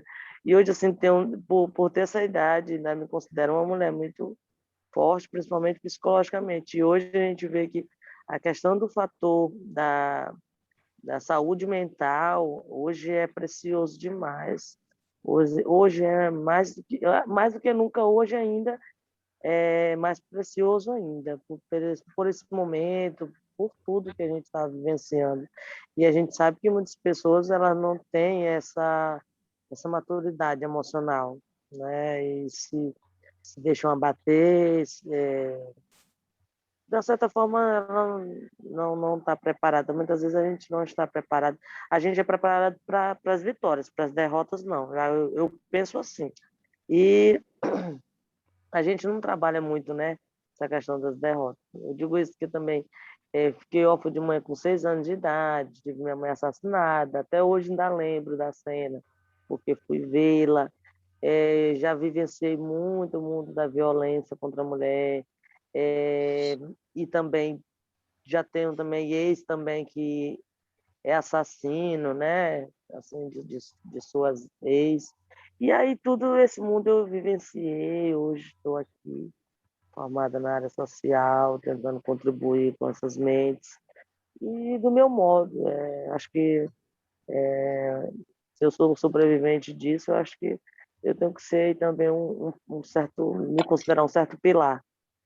Muito bom. Denildes, é interessante porque isso envolve aquilo que a gente falou aqui, que às vezes você passa por situações que assim a gente pensa, igual você falou hoje, né? O burro chora. Mas, graças a Deus, o ser humano tem uma capacidade muito grande de superar, né, a tal da plasticidade, né, neural, de, por exemplo, passar por uma situação, ele não colocar como uma regra, né, porque uma das coisas que é triste é a pessoa viver uma situação e ela colocar aquilo como uma regra para ela. É aquilo que a gente falou aqui do erro cognitivo, né, Porque, de na verdade, generalizar. além dos próprios obstáculos do próprio contexto que ela vivencia, ela mesma vai impor barreira para ela, né, professora? Sim, exatamente. Aquela questão da pessoa viver uma situação e ela ficar presa a ela, porque ela acaba deixando que aquela situação molde toda a vida dela, né? A forma dela entender a vida e o que ela espera das pessoas. Por exemplo, se uma situação de frustração da nossa vida começar a nortear todos os nossos relacionamentos, né? E a gente começar a achar que não pode confiar em mais ninguém, por causa da frustração, a gente começar a acreditar que Vou tirar todas do as ar daqui, pessoas desculpa. são perigosas, vamos colocar assim, gente, como que não vai ser os nossos relacionamentos? Se a gente sempre esperar que por causa de uma situação de frustração com alguém, agora eu não posso confiar mais em ninguém, e o meu futuro, meu Deus, eu sou sozinha, eu por mim, pronto, né? Então, eu estou dando um exemplo básico, mas assim, essa Professora, questão e é de quando a senhora se... fala assim, eu vou lá nessa questão, porque eu não tive só um relacionamento abusivo, né? E quando eu tive a minha mãe assassinada aos meus 6 anos, lá não era nem considerado um crime, era só considerado meramente, historicamente, era só considerado crime passional na década de 90, a gente ainda não tinha avançado muito sobre essa questão da lei. Então, justificava muito para o Estado, porque não tinha agravante, não tinha lei que agravasse, essa questão de que o homem ele faria aquilo dali para lavar a honra dele. E aí foi o que aconteceu com minha mãe aos 6 anos de idade. Porém, eu fico assim, quando a senhora, o que a senhora acabou de falar. Aí eu vou para além, que é uma das violências que mais se mata hoje a mulher, porque a violência é psicológica, que afeta, é pior do que tapas, empurrões, eu também vivenciei muito isso. Mas palavras, elas machucam, né? Ela entra no seu ser, no seu interior, que ela te deixa marcas que você dificilmente vai conseguir superar aquilo ali. Que é o que você está falando, vai repercutir depois. Porque historicamente também, a mulher também, o próprio agressor, ele faz com que a mulher também se sinta culpabilizada sobre o fracasso da relação, sobre tudo que venha a dar errado. E aí eu pego esse gancho e sempre que eu posso eu tento trabalhar esse lado emocional de outras mulheres, né? Porque claro que todo mundo tem seu tempo, mas devido às coisas que a gente vê acontecendo hoje, principalmente na mídia, a gente também tem que acordar mais nas mulheres e jamais desacreditar que esse tipo de pessoas, os algozes, eles vão mudar. Eles nunca mudam. O meu último relacionamento mesmo que eu tive, já vivenciando o mundo da academia, o mundo acadêmico, eu vivenciei assim, algumas coisas, porque a minha sogra era gente boa demais, e eu peguei e aguentei muitas coisas por conta dela, sabe? Assim, caladas, e ela falava, ô, mulher, dá um filho para ele. Não, um filho não. Deus me livre, se ele faz isso comigo, eu estando só, eu não vou dar um filho para ele, não. E outra, aí fui indo, aí eu comecei a me prejudicar muito, desisti da faculdade, fiquei a ponto de ir para casa-abrigo, saí da minha casa de semanas, e aí eu olhei para trás assim e vendo que Deus estava me dando a oportunidade hoje que nem a gente sabe que nem todo preto, favelado, ou a pessoa que nasce num contexto comprometedor, a menos, ele tem a capacidade de ter um curso superior, de ter um sucesso na vida, porque na lógica você já tem também contextos predestinados. Agora você também que vai se permitir saber se você vai querer avançar, correr atrás de seus objetivos, ou então você vai se limitar àquilo que talvez o próprio e a estrutura te diz, o próprio meio te diz. Então eu fui nesse compasso, né? Ou nesse descompasso. E aí corri atrás, aí retomei, olhei para mim no espelho, não fui para casa abrigo, fiquei ausente da minha casa sim 2 semanas, mas aí voltei e fui a troncos e barrancos mesmo, porque a gente também tem que ter muita coragem, né? E aí acabei retornando à minha casa, tive que dar parte dele morando com ele, que aí foi um outro processo. Desisti da faculdade, aí quando eu tive a coragem de dar parte, aí foi um outro processo que eu fui enfrentar. E é isso. Então, hoje estamos aqui na luta, que eu acho que hoje também eu pago um preço muito alto. Eu acho que assim a mulher ela paga um preço alto assim. Eu digo não me culpabilizando, né? Que a gente jamais tem que se culpabilizar, mas sim porque a gente fica mesmo esses questionamentos do que acontece, o porquê que as coisas não dão certo com você, que você não... É porque hoje é algo muito difícil você encontrar alguém que queira ser uma pessoa lado a lado, esses relacionamentos saudáveis, pessoas que queiram construir os mesmos planos, que queiram as coisas na mesma direção que a sua. É complicado. Aí, às vezes, você opta por ficar só, né? Então, Denildes, esse realmente é um ponto que envolve muita coisa ligada a tudo que eu falei, a uma visão que você tem de si mesma, de merecimento, o que você merece, o que você merece de um relacionamento, o que você merece como pessoa. Envolve muita questão também do seu estabelecimento de limites, qual a sua visão sobre o relacionamento, toda essa questão da mulher se envolver com um homem que, de certa forma, agride psicologicamente ou fisicamente, seja qual for a forma de violência, mas causa ali uma violência, né? Causa sofrimento nessa mulher, tudo isso envolve uma construção muito grande que levou essa mulher a aceitar esse tipo de relacionamento. Então, quando você me fala disso, é realmente uma coisa profunda, é até difícil, assim, colocar tudo isso aqui, né? Mas são várias coisas que envolvem essa construção do que você espera, do que você acredita, do que você aceita, do que você tolera. E isso tudo envolve aquilo que eu falei da visão que você constrói de quem você é e também dos outros, e do mundo, e do seu futuro. Então, não entrando em detalhes, né, porque para isso eu tinha que te ouvir mais tempo para poder entender, mas, assim, com certeza, se você estiver aberta a reanalisar, reavaliar, tem algo que provavelmente a sua postura, enquanto mulher, enquanto pessoa, pode mudar daqui para frente a sua história de relacionamento. E eu te digo isso porque nós mulheres, se você for pensar assim, todas as mulheres no mundo sofrem violência doméstica? Não. Muitas mulheres sofrem violência doméstica, mas todas as mulheres no mundo sofrem violência doméstica? Não. Então, por quê que algumas mulheres sofrem violência doméstica? Não é culpa delas, né? Elas não têm que aceitar, realmente, como você falou, elas não têm que se submeter a isso. Mas tem algo que explica isso.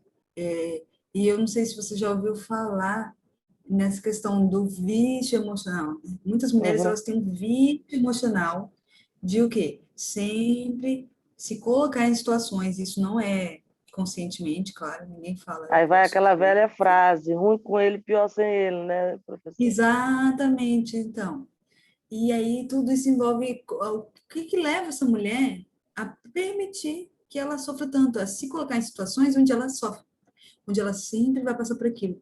Então, por isso que eu te digo que precisa reavaliar, porque mudando uma postura interna, a gente muda a forma que as outras pessoas tratam a gente e a gente muda a nossa história, o nosso futuro, porque tem certas coisas que você não se permite, ou seja, antes de chegar naquele ponto de acontecer, você já percebendo, você não vai se colocar naquela circunstância, realmente. Mas o pior é que nesse mundo da violência, os próprios estudos eles comprovam, porque geralmente a mulher que sofre a violência, ela nem sempre, quando ela vai dar conta, ela já está envolvida demais. E quando ela pensa em sair, aí muitas vezes ela não tem tempo, porque até ela também desacredita, porque, na verdade, ele dá o primeiro tapa, ela pensa que por ele vir, porque muitos vêm, choram no pé, só não me perguntar relato de qualquer tipo, qualquer forma, eu lhe digo. Porque eu já vivenciei. Vem, dá flores, fala coisas bonitas, e a mulher acaba se deixando levar, se envolve e tudo. Eu hoje mais não, porque acho que me considero até um certo ditado, um cão vacinado. Acho que, eu digo assim, eu pago um certo preço porque eu também já fiquei muito, eu sou muito assim hoje. Já qualquer pessoa assim para mim, se eu ver que não está também contemplando muito meus planos, eu também acho que já tenho que descartar ali, porque se for muito fora da lógica, eu já não quero. Você Eu já digo assim, fora conseguiu? da minha lógica, da minha direção, porque Sim, também tenho 36 anos, acredito que sou uma mulher madura, as vivências que eu já tive, tenho uma certa experiência de vida, sei o que eu quero para a minha vida. Então, se eu vejo que a pessoa também não quer contemplar, eu também não vou dar mais sim. nenhum passo com ela. Isso aí. Aproveitar e até Então, Denise, eu pontuar, agradeço. até aproveitar, Sara, e pontuar essa deixa, né? Porque a gente acabou entrando aí na temática de violência doméstica, né? Nós temos, tanto no Zoom como no Insta, as lives que nós tivemos sobre violência doméstica. Tá bem legal, a Ju, né, que é especializando nessa área. Então, aproveitando porque a gente tem Vou várias assistir. pessoas novas aqui, né, a Denildes, temos outros alunos novos que estão pela primeira vez. Nós tivemos a grade em março e agora em abril, e essa foi uma das temáticas, e algo realmente que eu falo que é muito relevante, a gente tem que sempre estar voltando, e abriu esse leque aí, e aí eu me lembrei. Sara, você Sim, pode responder a pergunta da Sara para nós? sim. Então, Sara, tem algumas formas da gente questionar os nossos pensamentos. Eu falei aqui um pouquinho na aula passada sobre uma técnica que se chama questionamento socrático, que é exatamente a forma de nós questionarmos nossos próprios pensamentos. Então, é uma forma de nós ali darmos uma outra perspectiva, uma outra avaliação para a vida, para aquela situação que nossos pensamentos estão sendo conturbados, né? Você colocou aqui, como se desligar de pensamentos ruins. O que seria isso? Você não consegue ignorar, não é isso, não é se desligar no sentido de ignorar os pensamentos. Ah, vem um pensamento ruim e você vai ignorar aquele pensamento. Não, você não consegue impedir que eles venham, mas você consegue, a partir do momento que você pensou algo ali, que você viu, que é um pensamento distorcido, é um pensamento que só te gera sofrimento, é um pensamento que te coloca no limite, não te dá solução, te coloca num problema, num ciclo vicioso. O que que você pode fazer? Questionar seus próprios pensamentos. Poxa, será? Será que é assim mesmo? Será que é sempre assim? Eu vou dar um exemplo aqui. Nós falamos da ansiedade social. As pessoas que pensam, ah, não vou apresentar um trabalho porque vou ser avaliada de uma forma ruim, vou ficar como inadequada, vão me julgar. Pois, mas será? Eu estudei para esse trabalho, eu me preparei, será que realmente eu não vou saber falar nada? Ou será que vão me avaliar tão mal assim? Será que pelo menos alguma pessoa vai conseguir tirar um peito daquilo? Vai conseguir entender? Se você tiver pelo menos ali algo positivo, você já conseguiu o quê? Dar uma outra visão para aquela situação. Então, é isso. É você questionar os próprios pensamentos, não acreditando 100% neles. Porque às vezes a nossa postura é o quê? Vem um pensamento ruim, ou a gente quer bloquear ele, que não existe isso, ou a gente quer simplesmente aceitar porque é assim mesmo. E não é. Então, uma forma é essa, questionamento socrático, outra forma é você tentar achar evidências para esses pensamentos. Você se pergunta assim: quais são as evidências de que esse pensamento é bom? Ou é certo? É válido? É verdadeiro? E quais são as evidências de que ele não é? Você começa a pensar, faz uma lista mental disso. Logo, você vai concluir se é ou não é válido gastar energia, gastar seu tempo pensando naquilo. Você também pode falar assim, quais são os pontos contra e os pontos a favor disso? Né? Por exemplo, se é um pensamento ruim sobre você mesma, você pode parar e pensar, poxa, mas será? Será, por exemplo, nessa situação que a Denise deu exemplo do relacionamento, será que realmente sou culpada por esse relacionamento não ter continuado, não ter dado certo? Será que eu não fiz nada? Daí você vai se lembrando, quais são os esforços que eu fiz? O que que eu fiz? Daí você vai concluindo o quê? Poxa, eu fiz isso, eu fiz A, B, C, D. Então, logicamente, não era só uma questão minha. Tinha que ter também um investimento do lado de lá para as coisas darem certo, afinal, o relacionamento precisa dos dois lados investirem.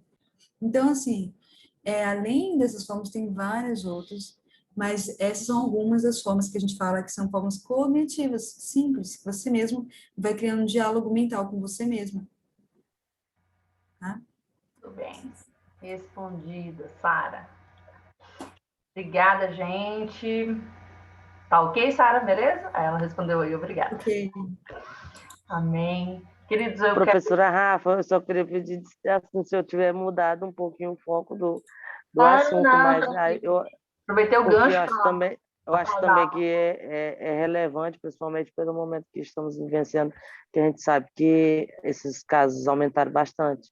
E aí eu aproveito aquela velha deixa por já ter vivenciado, ter experienciado, e aí ter vivenciado, que eu digo que comecei a vivenciar o mundo da violência sem nem saber o que era violência desde os meus 6 anos, né, quando eu tive minha mãe assassinada.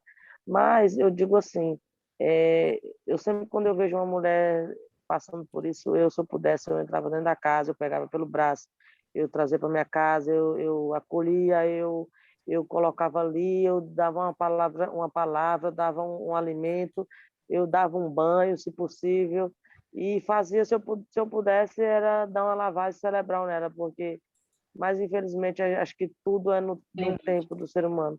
Agora, infelizmente, também a gente também tem que entender também que nem todos têm seu tempo. Por quê? Porque para uns esse ciclo ele vai, tem uns que vão se romper, tem uns que vão, né, se findar e terminar, mas tem uns que vão se romper e de uma forma trágica, de uma forma ruim, lá na porque live. nem todo fim é feliz, nem todo fim é feliz, né? Infelizmente, principalmente quando a gente desacredita que não é possível que aconteça com a gente. Tranquilo, tranquilo. Eu fiz esse gancho porque realmente lá na live está bem completo, bem específico e realmente falando exatamente sobre isso. O nosso limite quando queremos ajudar, porque realmente às vezes a nossa vontade de ajudar é imensa, né? Mas temos limites. Mas como está tardezinha aqui para nós e também para quem está no Brasil, eu costumo dizer isso nessa área. A gente está aqui na Amazônia. A gente acabamos de chegar às 10 e quem está aí longe já é 11. Muito obrigada, Sara, obrigada por essa maratona, né, essa jornada aí que nós tivemos, tá, amiga? Muito obrigada mesmo pela dedicação, pelo cuidado. Ela vai disponibilizar para a gente material lá, gente, que coisa maravilhosa. Eu vou mandar o link das outras aulas e dessa, já, tá, na sequência. Vou mandar também de violência doméstica, para ficar mais fácil lá, porque é muito importante. A gente precisa abordar muito esse tema, e principalmente pela questão de tantas distorções cognitivas, né? Então, realmente acontece muito por causa das distorções, né? Por causa dos erros cognitivos que essas mulheres carregam, né? As crenças que elas receberam, né? Na família, na cultura, na sociedade, enfim. Então, obrigada a cada um que participou dessa aula, porque sem os alunos nós não teríamos aula, não é mesmo, professora Sara? Então, agradecemos cada um que pôde estar em cada um, né, dos dias. É mesmo. A gente tem o pessoal que às vezes está trabalhando, que está em plantão, enfim, mas temos, né, nesses 3 momentos, nós tivemos muitos alunos participando conosco e acompanhando. Sara, querida, obrigada. Suas considerações finais, seu telefone, seu Instagram para o pessoal, né? Ela atende online também para quem quiser, ou quiser fazer algum convite para ela ministrar online ou presencial, ela também está aberta a convites. Então, o meu Instagram é psicóloga, né? Psicóloga Sara Silva. Gente, como Sara é um nome extremamente comum, é difícil, tá? Então, eu tive que colocar lá de uma forma que eu conseguisse fazer o Instagram. Então, eu vou escrever aqui para vocês, fica melhor, tá? E aí, igual a Rafa falou, eu estou aberta, né? Qualquer contato também, qualquer dúvida que quiserem tirar depois. E eu vou enviar o slide lá no grupo da aula, que é o grupo da Rafaela, tá? O grupo das aulas mesmo, para vocês terem acesso, tá? E assim, eu que agradeço. O meu contato eu vou deixar aqui, tanto o Instagram quanto o número de telefone, tá? Isso, Rafa, obrigada. Mandei aí o Insta. E aí, pelo Insta, né? Ou lá no grupo mesmo, a Sara está no grupo, você pode falar com ela lá, né? Então, quem não está no grupo, manda um oi para mim, né? De alguma forma pegou o link. Eu vou mandar aqui também o meu. 29, E eu agradeço a todas as honras, novamente, né? E a participação da Denildes, a pastora que já saiu, né, já se retirou da aula. Obrigada, gente. Obrigado pela oportunidade. Boa noite a todos. Boa noite. Então, obrigada. E aí, quem quiser participar, tá lá no grupo, né? A gente vai tendo outras aulas, outros assuntos, e a gente vai abordando e crescendo. Professora, eu vou dar só uma palavrinha. Só porque eu lembrei de uma coisa que uma pessoa me falou esses dias. A pessoa falou assim, porque a pessoa conhece um pouco da minha história, né? E aí a pessoa disse assim, menina, nem parece que tu já vivenciou tanta coisa, né? Porque tu ri, né? Tu ri assim, a pessoa te vê tu rindo, nem parece que tu já passou tanta coisa assim na vida. E aí a gente pega, eu aprendi também que na vida também a gente também tem que tirar proveito desses momentos ruins também, porque tem algo a nos dizer. É isso. É verdade. Então tá, beijo. Boa noite, obrigada, Sarinha. Tchau, gente. Beijo. Boa noite, bom descanso. Aproveita aí Boa a noite. nossa intervenção e vamos dormir muito bem essa noite.